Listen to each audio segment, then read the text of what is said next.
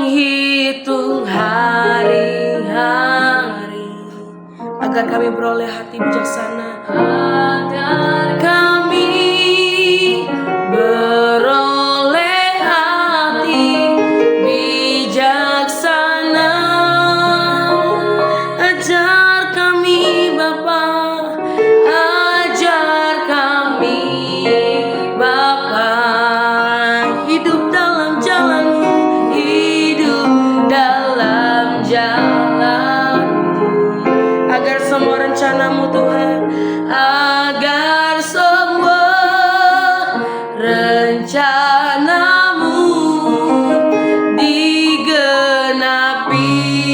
Mulialah nama-Mu Tuhan, mulialah nama-Mu Tuhan,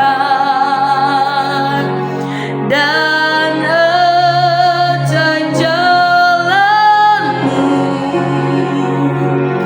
Pimpin kami di setiap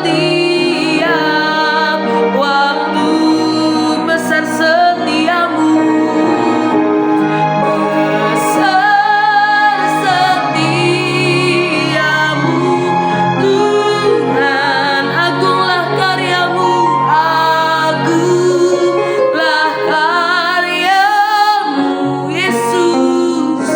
Yesus, kami bersyukur padamu. Mulialah nama-Mu Tuhan, mulialah nama-Mu Tuhan, dan ajai jalan-Mu, ajai jalan-Mu. Pimpin kami Tuhan di setiap waktu, di setiap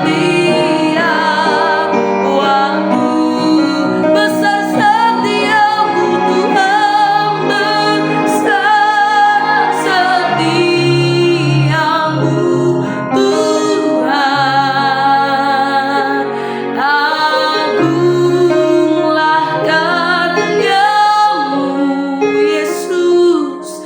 Yesus, kami bersyukur padamu.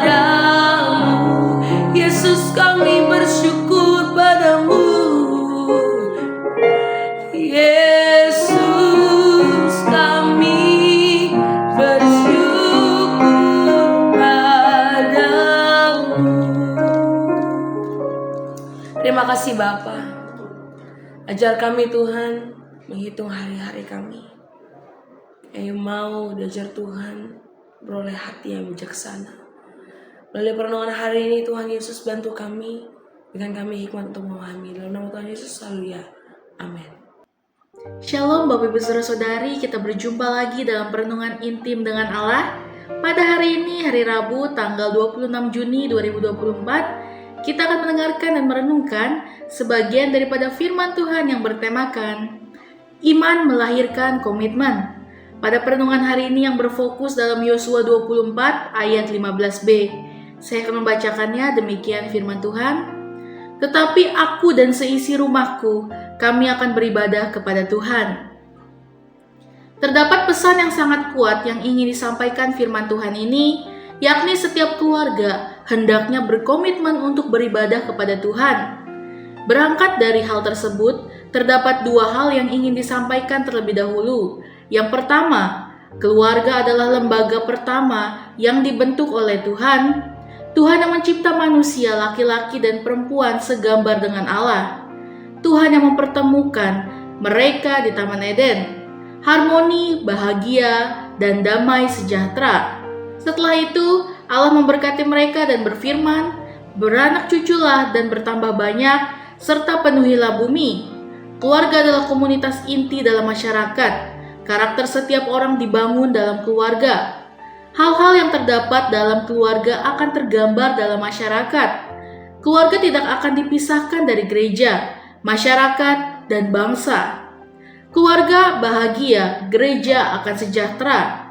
Keluarga yang terbina dengan baik, negara akan damai. Lalu yang kedua tentang ibadah. Apa yang dimaksud dengan beribadah? Beribadah artinya membungkukkan diri sepenuhnya kepada Tuhan, mentaati Tuhan dan firman-Nya dalam hidup. Semua segi kehidupan adalah ibadah kepada Tuhan.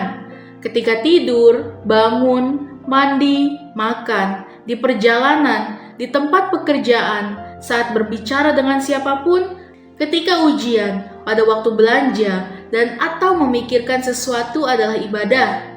Seperti disampaikan dalam Kolose 3 ayat 23 demikian, lakukanlah segala sesuatu seperti untuk Tuhan, bukan untuk manusia. Segala sesuatu yang dipikirkan atau diputuskan dan atau dikerjakan orang-orang percaya adalah ibadah terhadap Tuhan. Apa konteks disampaikannya firman Tuhan ini? Sesudah Musa meninggal dunia, berfirmanlah Tuhan kepada Yosua demikian, "Bersiaplah sekarang, seberangilah sungai Yordan ini, engkau dan seluruh bangsa ini, menuju negeri yang akan kuberikan kepada mereka, kepada orang Israel. Sebagaimana aku menyertai Musa, demikian juga aku akan menyertai engkau. Aku tidak akan membiarkan engkau dan tidak akan meninggalkan engkau. Kuatkanlah hatimu, bertindaklah hati-hati sesuai dengan seluruh hukum yang telah diperintahkan Musa kepadamu. Jangan menyimpang ke kanan atau ke kiri. Jangan lupa memperkatakan Taurat ini, tetapi renungkanlah itu siang dan malam. Jangan kecut dan tawar hati, karena akulah Tuhan Allahmu yang akan menyertai engkau kemanapun engkau pergi." Dalam Yosua 1 ayat 1 sampai yang ke-9. Firman Tuhan inilah yang menjadi kekuatan Yosua untuk memimpin orang Israel untuk merebut tanah yang dijanjikan Tuhan.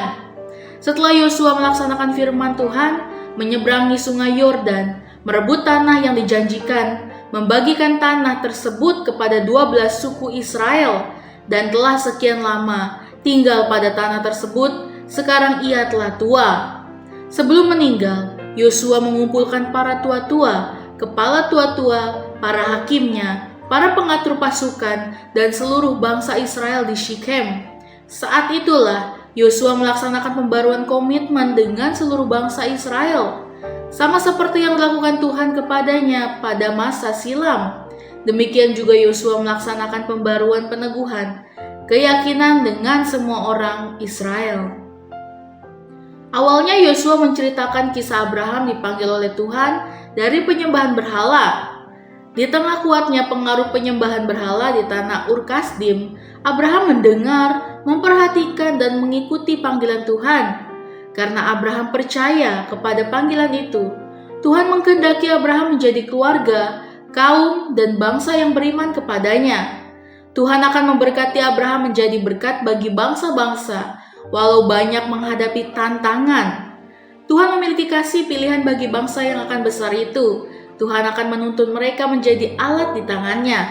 Salah satu bentuk pemeliharaan bagi bangsa yang akan besar ini, Tuhan mengizinkan mereka ke Mesir untuk menghindari krisis pangan global yang berkepanjangan. Di sana mereka menjadi kaum yang besar melalui kepemimpinan Yusuf. Suatu saat, bangkitlah raja baru yang tidak mengenal Yusuf dalam Keluaran 1 ayat yang ke-8. Sejak itu kaum Israel ditekan, dipersulit, bahkan diperbudak di Mesir. Akhirnya Tuhan mendengar doa mereka. Tuhan mengutus Musa untuk membawa umat itu kembali ke tanah perjanjian. Setelah mangkat, yang melanjutkan kepemimpinan Musa adalah Yosua. Yosua hendak berkata kepada seluruh umat, semuanya itu dapat terlaksana hanya karena kemurahan Tuhan. Kedua, karena itu beribadahlah kepada Tuhan dengan tulus, ikhlas, dan setia. Jauhkanlah Allah lain dari hadapan Tuhan. Jika kamu anggap tidak baik beribadah kepada Tuhan, pilihlah pada hari ini kepada siapa kamu akan beribadah. Kepada Allah orang Amori atau kepada Tuhan. Tetapi aku dan seisi rumahku kami akan beribadah kepada Tuhan. Ayat yang ke-15. Yosua menyadari bahwa pembinaan iman umat Tuhan harus dimulai dari keluarga. Keluarga adalah tempat persemaian benih iman yang paling baik dan subur. Ayah, ibu, dan anak adalah insan yang paling dekat satu sama lain. Keluarga adalah institusi paling kecil dalam masyarakat. Anggota keluarga adalah gembala bagi setiap anggota keluarga lainnya. Segala sesuatunya dapat dilakukan apa adanya. Hal inilah yang menyebabkan keluarga adalah tempat paling efektif untuk melaksanakan pembinaan iman. Siapa yang akan melakukannya? Yang melakukannya adalah orang tua, karena orang tua adalah iman pertama bagi setiap anak.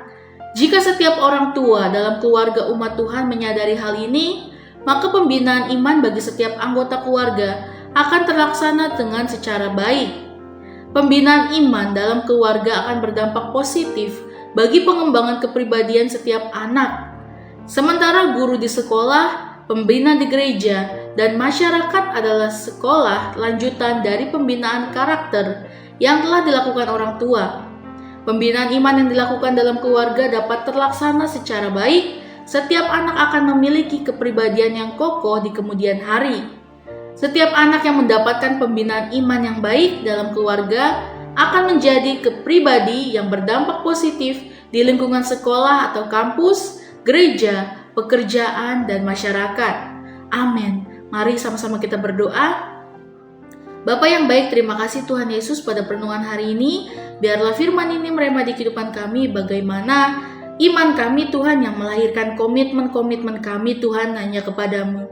Biarlah firman ini terus merema di kehidupan kami Tuhan. Biarlah kami dapat menjadi seperti Yosua Tuhan, memimpin bangsa, memimpin keluarga Tuhan.